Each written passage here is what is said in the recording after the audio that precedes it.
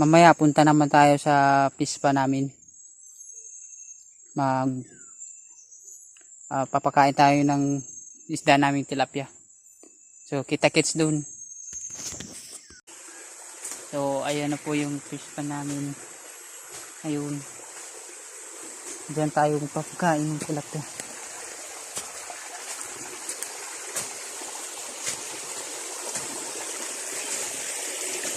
Ito yung fish feed namin.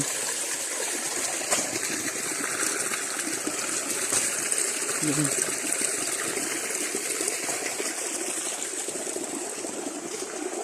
Natatago yata yung tilapia.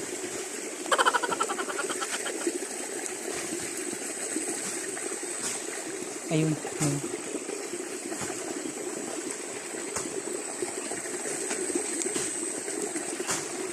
Siguro nakakawala ng stress magpapakain nito.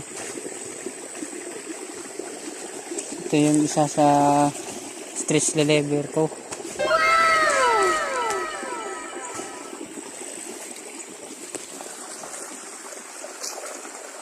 Ito pa, napakakagaan sa loob na meron kang ganitong kumbaga fit. Hindi mo inasahan na makakabinpisyo ka kahit di mo isa sa isip. Dito pa, meron pa dito. Yan.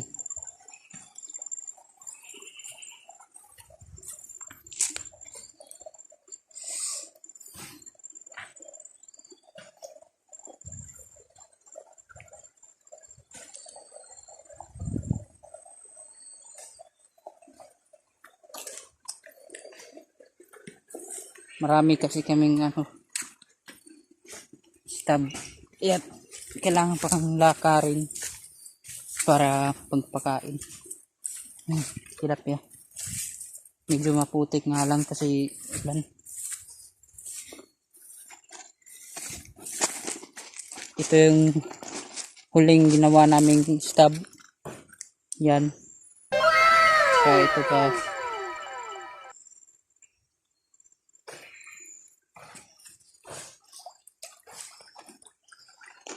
Sobrang saya nila.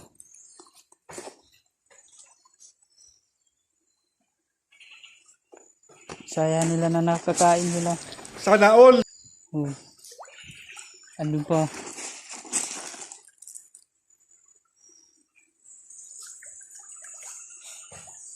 Nakakawala talaga ng stress. Itong trabaho ko.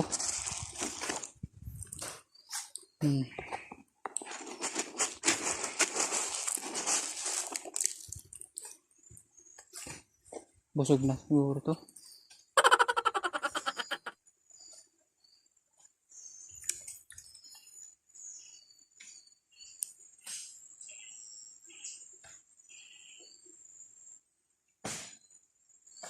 Ano, kulang pa?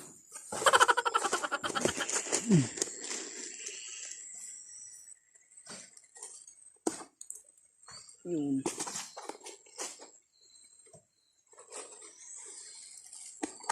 Saya nila.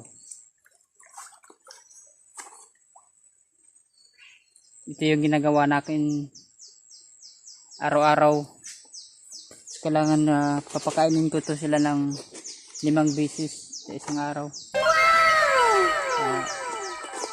Sa kabubuti rin nila para mas mataba yung isda. Sana